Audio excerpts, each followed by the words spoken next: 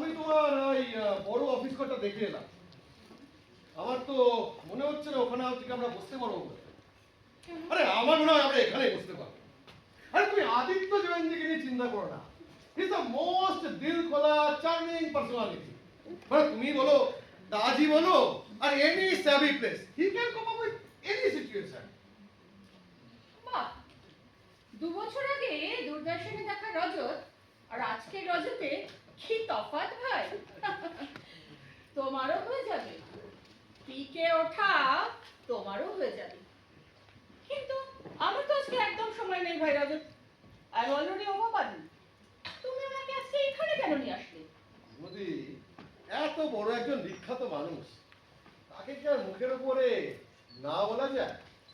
আর উনি তো জাস্ট রিকোয়েস্টই করেছেন 5 মিনিটের জন্য। তুমি খুব ভালো করেই জানো আদিত্য জয়েনের মতো পার্সোনালিটি রিকোয়েস্ট না রেখে এই ইন্ডাস্ট্রিতে কিন্তু কেউ কাজ করতে পারে। আসতে পারে। আসুন স্যার, আসুন আসুন আসুন আসুন স্যার। আই এম সরি, আজকে আমাদেরকে এখানেই বসতে হবে। বসবো? अरे नहीं नहीं नहीं सिर्फ हो। नमस्कार नमस्कार रणिता जी, नमस्कार रणिता जी।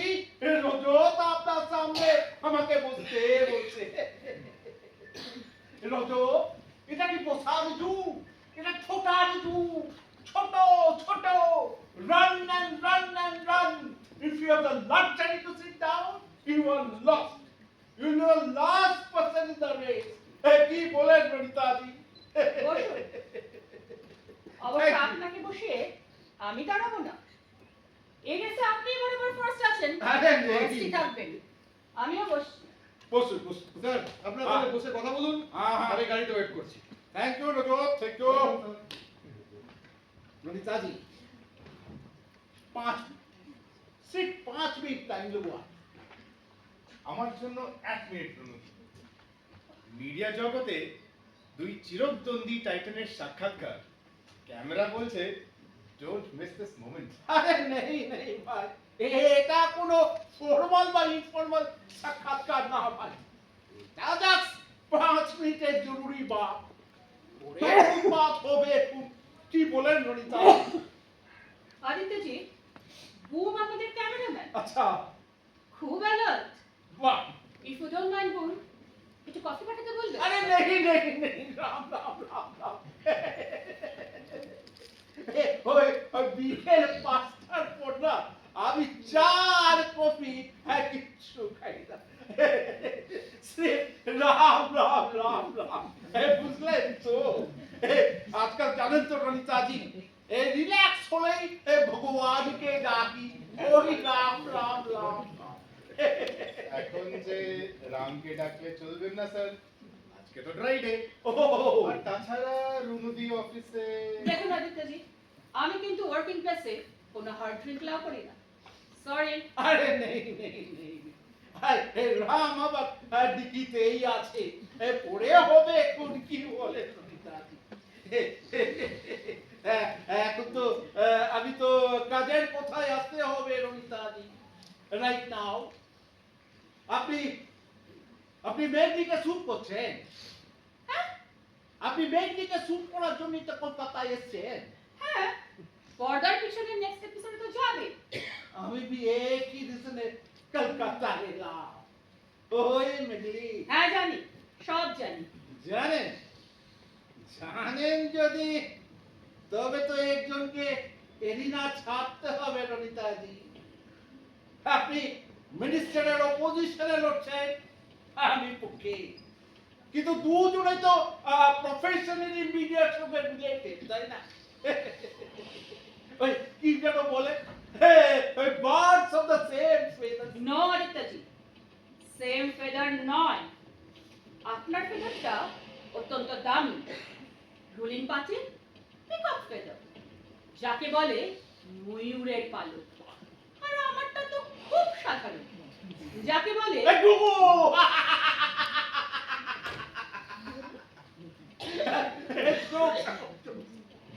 এনিওয়ে, কাজটা আমায় করতে দিন।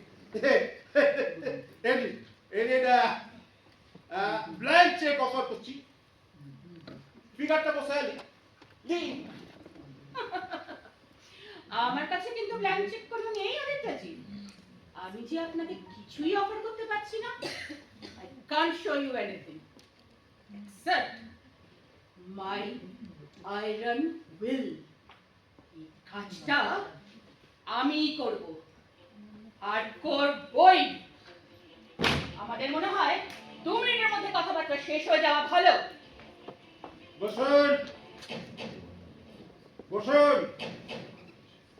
5 মিনিট অলরেডি মঞ্জুর করে আমায় বসতে বললেন নন্দাজি। আরে মহিলা পাচার নিয়ে কাম করতে চান তো আমায় বলে 1000টা কেস দিয়ে দিচ্ছি, আপনাকে হেল্প করবো কেমন চান। শুধু এই মেঘলির কেসটা ছেড়ে দিন। এই মেঘলির কেসের সঙ্গে শিবাল কাজী সরাসরি জড়িত। শিবাল কাজী মিনিস্টার না থাকলে কত ক্ষতি জানেন। ক্ষতি ক্ষতি তো আপনার আদিত্যজি।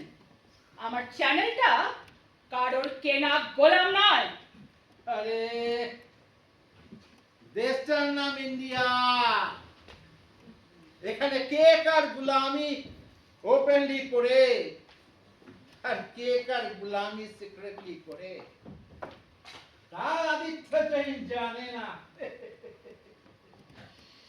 আমি সব জানি নমিতাজি, সব জানি।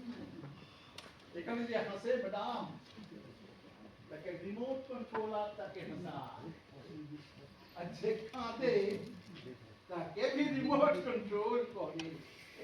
How dare you uttering all this noises, আদিত্যজি? আপনি আপনার কথা বলুন, আমায় টানবেন না। I have no remote controller. Yes, no remote controller. Except my consciousness. আমার বিবেক ছাড়া আজ পর্যন্ত কেউ আমাকে কন্ট্রোল করেনি। Is that clear? সেকেন্ড আপনি আপনার বিবেককে জানিয়ে দিন যে কাজ আপনি করবেন না। এই বিবেকই মার্কেট में বিক্রি হচ্ছে ম্যাডাম, क्योंकि বুদ্ধিজীবীদের বিবেক এখন বাজারে প্যাকেজ কমোডিটি। মানেটা কি? মানে সব বুঝে না বুঝেন ফান করলে আমি কি করতে পারি? অ্যাক্টিং এখন leave this job for this time. মেঘের কেসের সঙ্গে মহেশ শিবলকার জড়িত।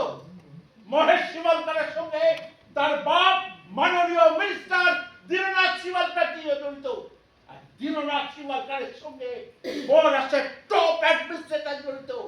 আর মহারাষ্ট্রের সঙ্গে দিল্লি জড়িত। হাতটা কত দূর যাচ্ছে বুঝে দেখুন।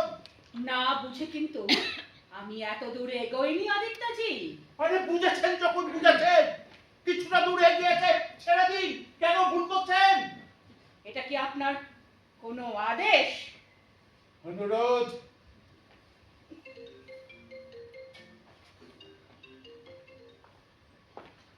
হ্যালো, হ্যাঁ হ্যাঁ হ্যাঁ, আরে ইন্দ্রাণীর সাথে কারা কারা আছে আর ওদের খতম করে মেয়েটাকে দিয়ে জোর করে বলাও।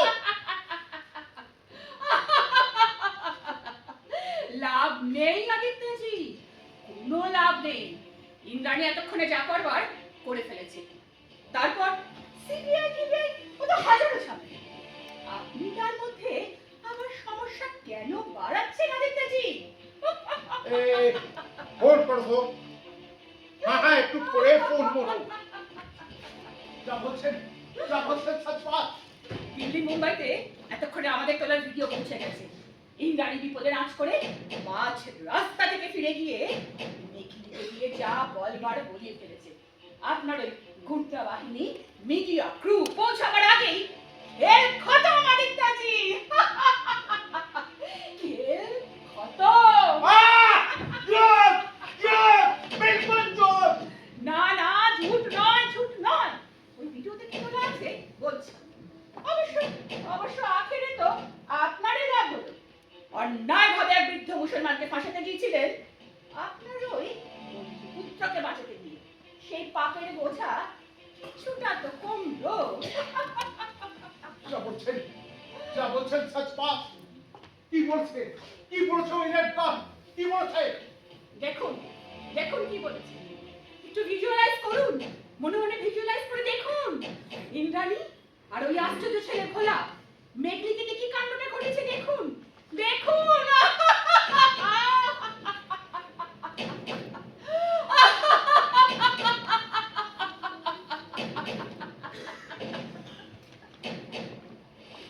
আহ মেঘলি, নীরব থেকো না, চুপ করে থেকো না।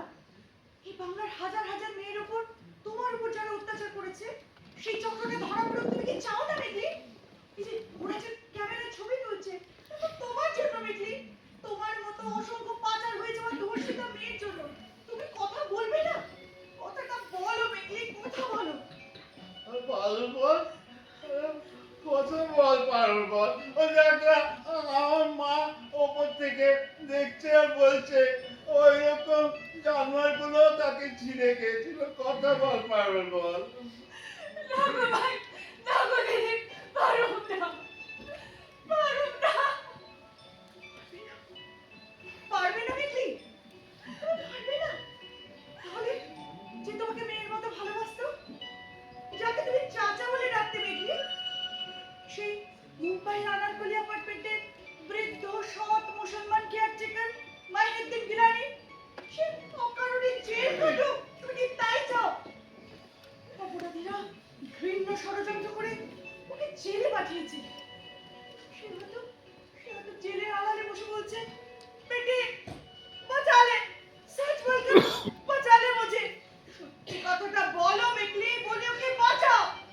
ঝুট বলে খাওয়া কাটে বলে দে ভালো বল, সাইজ বলে দে, সাইজ বলে দে। আমার মা ওখান থেকে হাসি মুখে তোকে দেখবে, বলে দে, সাইজ বলে দে পারুল বল।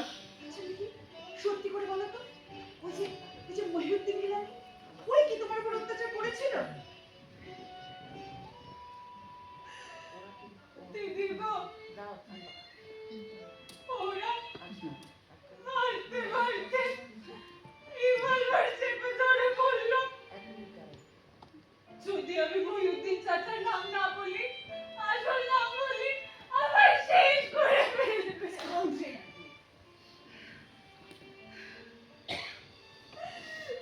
চাচা ডর লাগলো গো চাচা। এত টাকা আমার বড় চিন্তা তো করলো যায় না কেন চাচা?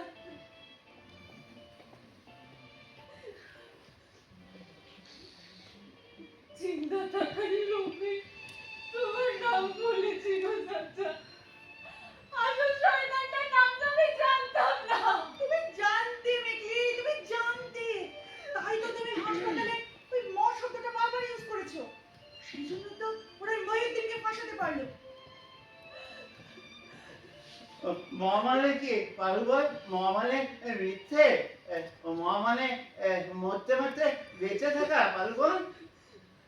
মরতে মরতে বেঁচে থাকা রে ভাই।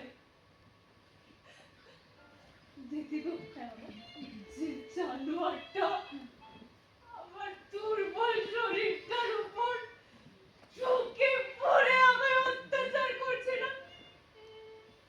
তার গলার হারে তো ইংরেজিতে লেখা ছিল স্পষ্ট একটা নাম। না, কি কি নাম? নাম, কি নাম? কি নাম? বলো, পারুল বল। বলো মেঘলি। কি নাম? তুমি পড়তে পেরেছো? দিদি গো গায়ে হরিনাথ মাস্টারের মেয়ে আমি, ইংরেজি যে পড়তে পারি। লকেটে লেখা ছিল ছিল? ছিল? মহেশ।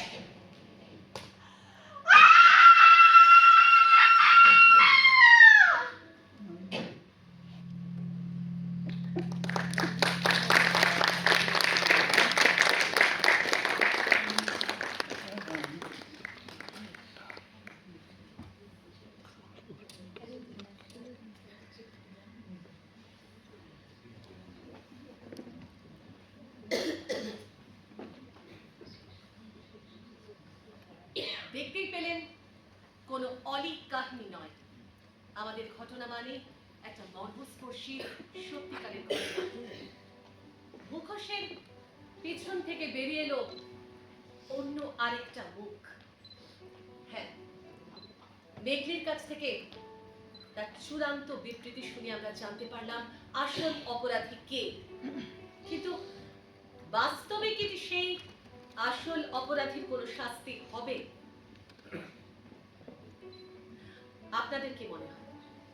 আসলে আমাদের দুর্ভাগ্য, এই সমাজে প্রথিতযশা সমস্ত মানুষেরাই অপরাধীরা আমাদের চারপাশে এরকম ভাবে প্রকাশ্য দিবালোকে ঘুরে বেড়াচ্ছে, কিন্তু আমাদের কিচ্ছু করার নেই, কারণ তার পিছনে রয়েছে রাঘব বোয়ালরা।